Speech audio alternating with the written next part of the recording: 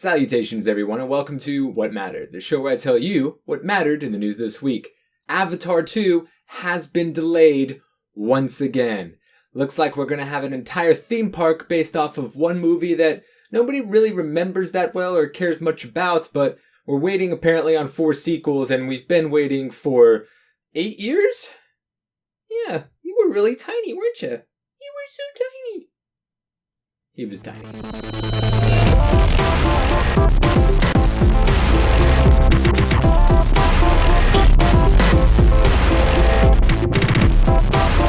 So yes, for the 4th time now, James Cameron is delaying the release of Avatar 2 after they couldn't get a concrete detail on the release of Avatar 2 for next year. We first had it delayed in 2012, and then in 2015, and then last year, and now this year, and I'm pretty sure next year we can expect a delay too. We know that James Cameron is filming 2, 3, 4, and 5 consecutively. He says he's got the next 8 years of his life planned out for these 4 films. And you kind of have to wonder if it's really worth it. Is there a demand for an Avatar sequel anymore? But at the same time, we kind of have to look at James Cameron's track record. He was producing this movie about the Titanic that was over budget and had all these huge props and these relatively unknown actors or, no huge names at the time. And people were like, this movie's never gonna come out. Oh, it's gonna fail. It's not gonna make money. And then it became the most successful movie of all time. And then he starts working on this Blue People movie for 4 years. And people are kind of like, he did Titanic. But we don't know how this is gonna work out. And then that becomes the biggest movie of all time. So there are a lot of reasons not to doubt the guy because he's got the 2 biggest films of all time. But at the same time, Avatar is a pretty forgettable film. Obviously, they just took Pocahontas and Dances with Wolves and Fern Gully or, insert movie or book or TV show here that it totally just completely rehashed with aliens on a planet with, having ponytail sex. But the movie didn't have a huge cultural impact outside of the fact that it was kind of an event. It's like, this big 3D movie. 3D is not big anymore. Not as many movies are making their things 3D. 3D televisions aren't being sold at all anymore. And people aren't developing games for the 3DS with the 3D properties in mind. Even the last Pokemon game had only one feature that actually used the 3D at all. And then they had the 2DS, which can't do 3D, so you want to make sure that that's, copacetic with each other. But regardless, we're just going to have to wait in case you were wondering. So yeah. Reggie Fils-Aimé has come out and said that the Nintendo Switch is Nintendo's biggest console launch of all time. Granted, it's only been a week, but, the first couple of days said it was the most successful launch that they've had, more than the Wii or the Wii U. Obviously, the Wii had, a big supply and demand problem, and the Switch kind of tempered their expectations. They were, going to put out, quite a few million units, and then they was like, 2 million units, and then, that'll be fine. And it did sell rather well. It has one of the second best reviewed launch title collection of all time, which just goes to show you that a lot of consoles have rough launches or doesn't have a lot of gems, and it's kind of hard to point a lot of classics coming out of launch titles. Obviously, Super Mario 64 being one of them, but the Breath of the Wild, which yes, does come out on the Wii U as well, is still a Switch launch title, actually has surpassed Super Mario 64 as the best-selling Nintendo launch title as well. We don't actually have a lot of concrete numbers, because Nintendo is always kind of cryptic about that. And, a lot of, companies they just like to put out things like the best ever or the best with these parameters, these qualifications. But hey, it is apparently their best-selling console launch so far, and that's good for them. They're getting a lot of indie support. People are actually really excited seeing what the new Mario Kart update deluxe is going to be having after that being shown off at PAX, although the console has been marred with quite a few problems. Many people have been saying that the dock is scratching their Switch screens, which is plastic and, not glass, therefore easily scratched and very much ruined. And a lot of people have been noting that, like, the decals that, sold by Nintendo that you can put on it will just ruin your devices. But the number one and biggest problem is this motherfucker right here. The left Joy-Con is desyncing like it's its job. Now, for the first couple of times I played on my Switch, it was on stream, and I was very, very close to my Switch. It's just right under my TV, pretty much a foot away from where my hands, would be holding the controller. So I only desynced a couple of times.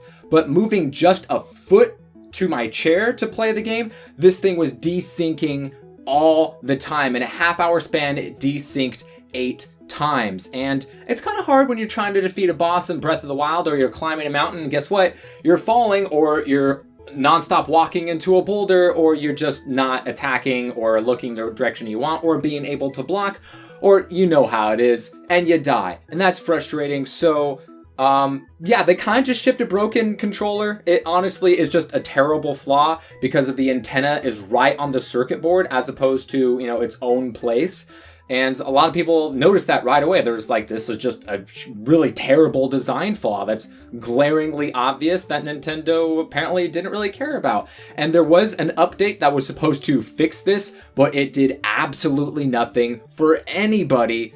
And that's a shame. No idea if there's going to be any sort of recall for this guy.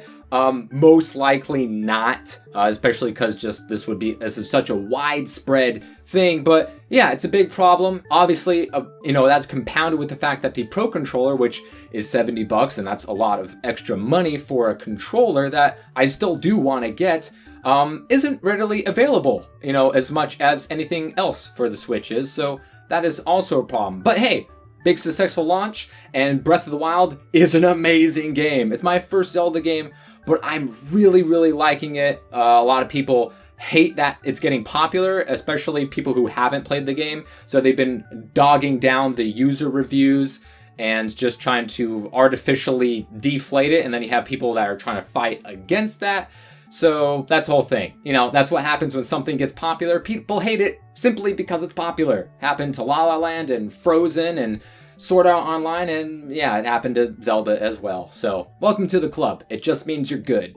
And speaking of Sword Art Online Ordinal Scale had its American debut, last month, but finally came out to theaters via a Fathom event this past week for one special night only. And I gotta say, for an anime series that got its own movie, best all time.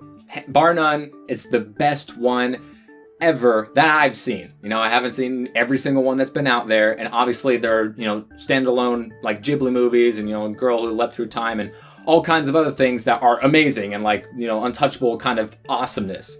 But as far as an anime series getting its own movie, this was kind of just above the rest. We've seen some like they trying to change the animation, from either an anime or a cartoon series to cash in on its popularity, whether it be in the States or Japan or both. The animation's different, or it's just kind of a glorified long episode, or sometimes it's not even as good as a long episode and they just have like a throwaway villain that's just there that hasn't been, established in the series. And there are good and bad ways to go about it, but this really took me aback about just how good it was. For those of you who don't know, Ordinal Scale is the name of, yes, a new game in the SAO universe using the Augma, which is an augmented reality instead of a virtual reality, kind of like how we have Pokemon Go, except way better in every single way. And also is just a basic interface of dealing with the world and advertising and, coupons and shopping and food and all that kind of stuff. It's like a whole world thing that also has a game element to it. And they did such a good job at... Reki Kawahara is just a genius, making Lightning Strike 4 times, with SAO and ALO and GGO, and now Ordinal Scale, or OS, to make them all really work and not seem like a rehash of another, or just like totally on a much lower level. Just the way he's able to just create these new stories with these new arenas and games and plot lines with the same characters it's truly impressive. And the movie was full of the feels and really great moments, good action, complementing the series and even made a lot of what happened in Alfheim make a lot more sense in case you had some questions. They did a really good job about tying that whole entire universe together, as well as giving us a standalone movie that was decent in length and wasn't the hardest thing to figure out what was going on, but that's just because it was smartly done. There's two ways that can go about. Either, oh, I know what's going to happen because it's cheesy, crappy writing and I know how those things go, or I know what's going to happen because only this can make sense. And it's more of the latter. So it's maybe not going to just blow a ton of people out of the water, especially if you aren't an SAO fan. If you're looking for reasons to hate things, we all know those people are out there. But it was a really good film, and I can't wait for the dub. That was officially announced via some voice actors on Twitter of the same day. So pretty exciting. Oh, also there's Sword Art Online Season 3 based off of the Alicization arc from the light novels, so yay. You guys remember The Division, that game that was Ubisoft's biggest launch of all time and sold a ton of copies and you really, really loved for like 2 months, and then you're like, there's really nothing left to do and the DLC isn't going to come out for a long time, and then when it was supposed to, it didn't, and that kept getting postponed. There's bugs and glitches and people in the dark zone exploiting all kinds of things.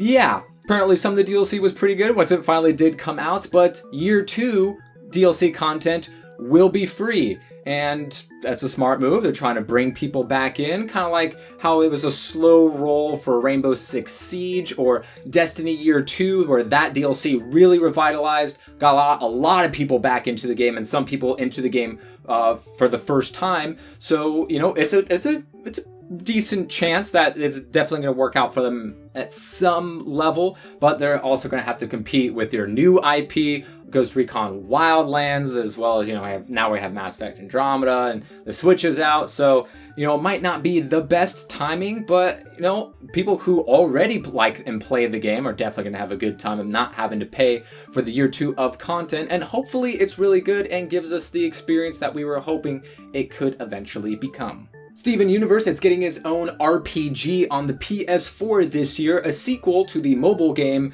Attack the Light. This new one, Save the Light, will be a more enhanced version of that, obviously, as it's going to be on a console, and you'll be able to create your own teams based off of, all of the awesome characters from the show. So you can make your own Shorty Squad, or the Crystal Temps, or, just any team that you want, and that's going to be super duper cool. We don't have a ton of news about, what kind of differences to the combat that we're going to see, or art style. We know that Rebecca Sugar is working on the story of the game. So all that's really good news out of a franchise that it just keeps getting better, and I can't wait for it. It already has my vote of confidence because it's Steven Universe, man. Anywho, that is what mattered this week. If you'd like to know what matters in the future, hit the subscribe button. One of these videos comes out every single Saturday. Follow me on Twitter, keep up to date on all the good stuff and cat pictures and things like that. And I'll see you all next time.